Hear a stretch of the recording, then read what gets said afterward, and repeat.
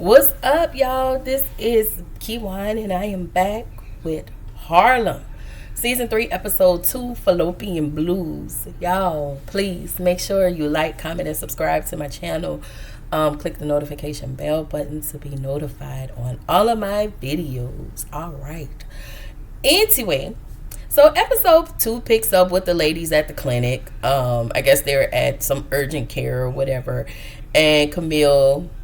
we see Camille found out she was pregnant. And she's asking, how did this happen? Ty said, because you were screwing. That's how that happened, okay? And Angie was like, because Ian pullout game was weak AF, all right? Or Camille's a little miss leave it in. And I'm willing to bet that Camille was a leave it in type girl. Now, I ain't never seen. I do not like Camille's character. I do not. I absolutely do not. I just don't. Camille says that she let him shoot off the club about 5 times, and she didn't think she was going to get pregnant. She felt like she would have got struck by lightning before she got pregnant. So the doctor tells her to go see her OBGYN to discuss options and next steps. So we find out that Camille goes to her OBGYN and she found out that she's actually 3 months pregnant. Yeah, she's 12 weeks pregnant. The doctor tells Camille, since they are in New York, termination is still an option. And the doctor asks her if she wants to terminate or not. And Camille says she don't know. Let's just stop right here. Because what pisses me off is the fact that we as women do not have control over our bodies. People say, oh, we should get over it. I would never get over that. I would never get over a law that they have passed to tell me what to do with my body, especially for a baby who cannot carry, or for a doctor to do their job. I just don't understand. I do not understand. And my prayer in this life is that there are things that can be put in place for women to be able to make decisions, and for doctors, OBs to actually do their job. If things can, because we can overturn this. I mean, I don't know, but I hate it. I hate it so much. It's her body, her choice. And that's my favorite part of this whole scene, when the doctor told Camille if she wanted to keep the baby, she would have to draw blood to do a non-invasive prenatal testing to check to see if there are defects or cognitive abnormalities. And I didn't know you can do that. I did not know that. She also tells Camille to talk to her mother about maternal history. And we know Camille doesn't have a relationship with her mom. And y'all remember Joie. Joie is always in a, I want to say, I don't know what's her relation to, what's his name? The one who made Malcolm X School Days.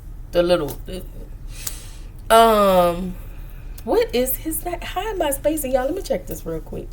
I'm sorry. Spike Lee joint. Joie. Because I thought it was Joy. But her name is Joie. And she's actually in a whole bunch of Spike Lee movies. I'm always glad to see her. So she doesn't have the best relationship with her mother. And the doctor also tells Camille that there are options for termination. There is no right or wrong. And this is her body, her choice. But she has a short time, because she's in, I want to say you used to only can do termination up until 4 months. Once you turn 4 months, then there is no longer a way to terminate. So in the next scene, we see Angie, Ty, and Quinn. They're at a lunch spot, and the ladies Angie tells the ladies that she got the role for the musical of Girls Trip, and she's playing Dina. And when I tell y'all that is a good fit, The ladies are extremely happy for her. And so, they're sharing, they're talking about it. She's telling them, how happy she is. And I listen, I don't know who I love best out of Ty and Quinn. I'm sorry, Ty and Angie. Like, Angie is my top. I strive, okay? Like, her and Ty, there is something about their characters that just gravitate to me. Anyway, Camille joins them. And y'all, it felt like in that moment when Camille joined them for lunch, the whole energy shifted and it changed. So she shows them the ultrasound picture. Quinn, let me tell y'all, Quinn is very happy for Camille. Quinn says she could, this could be a sign for her and Ian to get back together. And Ty and Angie was like, no, not. No ma'am, no Pam, no turkey. They tied. The Lord is tired, and so am I. Because that is exhausting. Her and Ian is exhausting, and I wish she would get over it and get over herself. Okay? I have never... When I tell y'all Megan Good's character is such a pick-me... I'm not even going to talk about with this thing with her and Jonathan Majors. But her character is such a pick-me when it comes to Ian. Girl. So Ian doesn't know that she's pregnant yet. The ladies tell her to tell Ian. Ty tells her to figure it out for herself. And y'all, to me, Camille can't come out of a damn paper bag by herself, let alone figure out if she wants to keep a baby or not. Like, she's so indecisive at her big ass age. Like, everything has to be a product. When I tell y'all, I strongly never liked Camille's character from season 1 because she is too weak. Like, she just can't make a decision.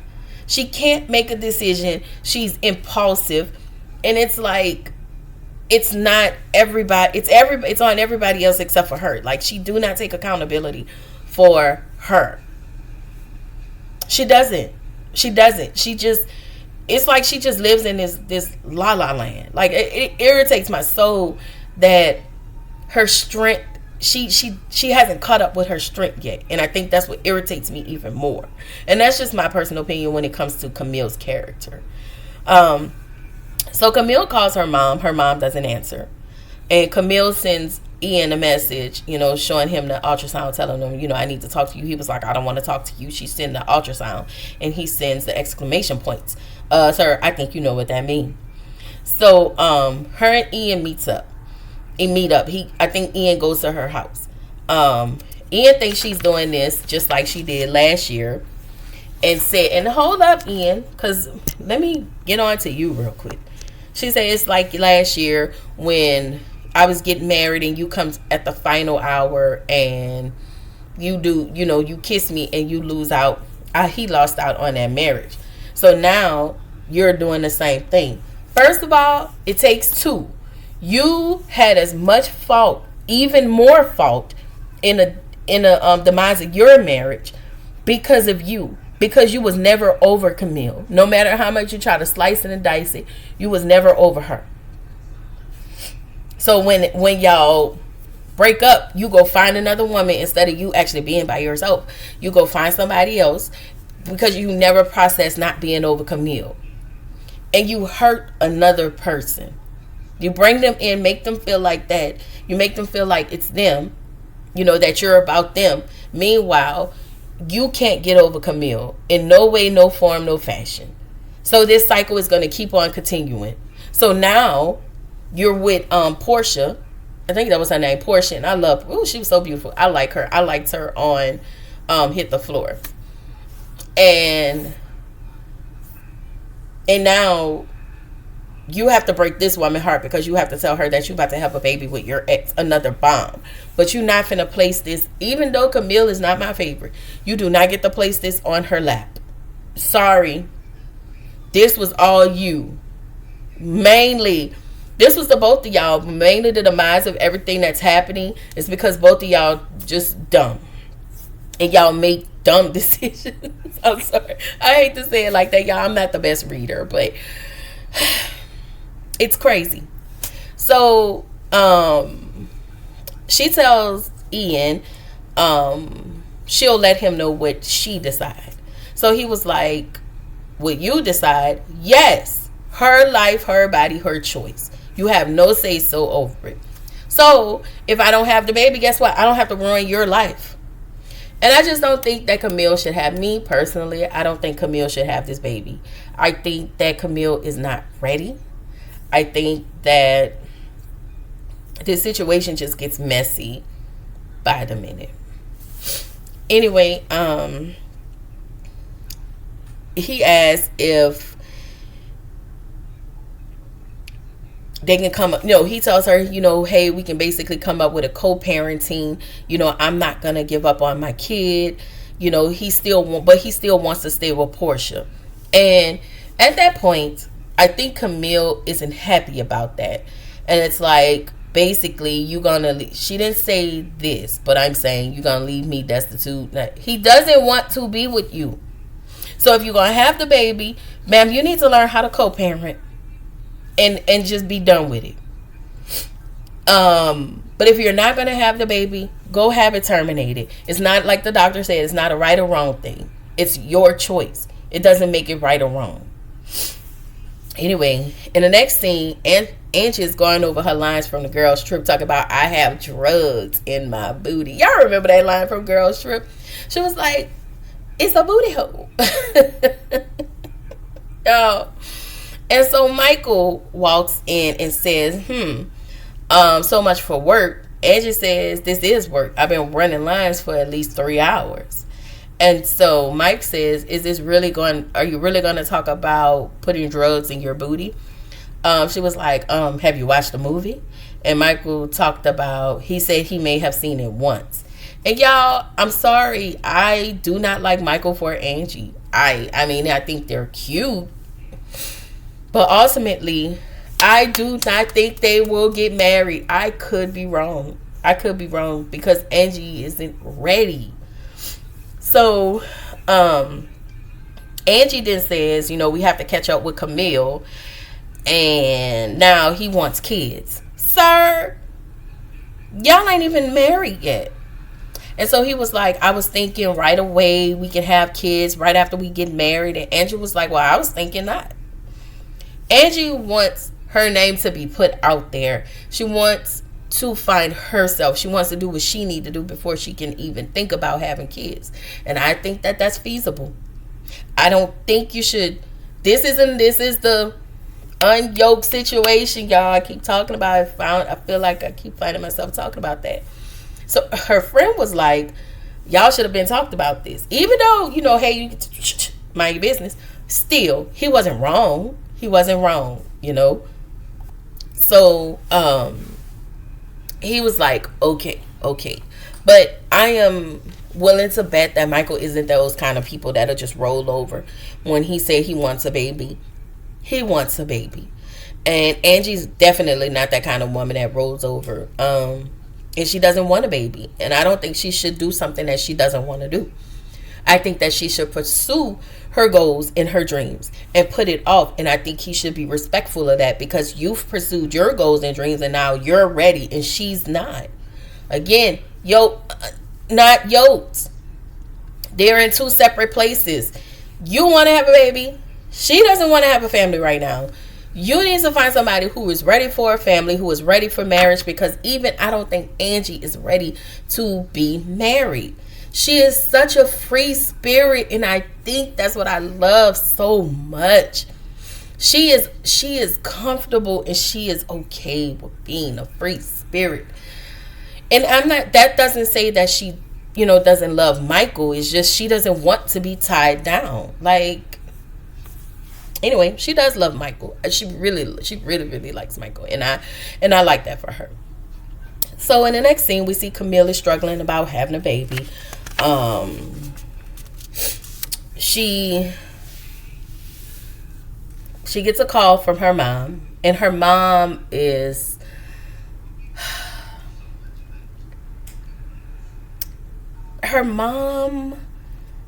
strange. She tells her mom she has news. Her mom isn't listening. She tells her mom that she's pregnant. Her mom says nothing. And Camille's mom is very dismissive of her. She says to Camille, she tells Camille, why are you ruining my trip? And that she hopes the baby don't blame her for everything like you blamed me. And it's like, girl, like, you're very dismissive. And she's one of those parents that know that she don't think she did anything but be a parent. Man, you have damaged your daughter. I think a lot of times we really need to step back. I've done that. I've stepped back to understand, what I've done. I've had many conversations with my kids, and they will tell me some things maybe they didn't share, but for the most part, I feel like they've shared some things. They was like, you're not a bad parent. And I just, not just to tell me that, but just really understand, like, hey, how, to make things right. I remember apologizing to them, for all the things that I've done. And this was years ago, and I actually made a lot of things right. So there are things that I didn't do anymore. All I've known was to be a mom, take care of them, and that's it. Nobody don't tell you the in-betweens. And I had to learn how to navigate and learn the in-betweens on my own. And so I'm proud of that. I'm proud of that. So I'm sorry. Anyway, I actually hated this scene for Camille because it's obvious that the mom doesn't want to be in a better place with Camille, and Camille has definitely internalized all of this, and she has completely shut down when it comes to her mom, and that's unfortunate. So because of that, Camille actually calls the doctor and about the abortion. She feels like in turn she's gonna be like her mom. So Camille stops at Ian's house unannounced, and Tammy comes to the door. She asks for Ian. Ian tells her that Tammy and Portia are at an appointment. So in my brain, I was like, they must be at a doctor's appointment. But whatever. Tammy tells Camille that her and Ian are doing way too much, and that she's having a baby also. So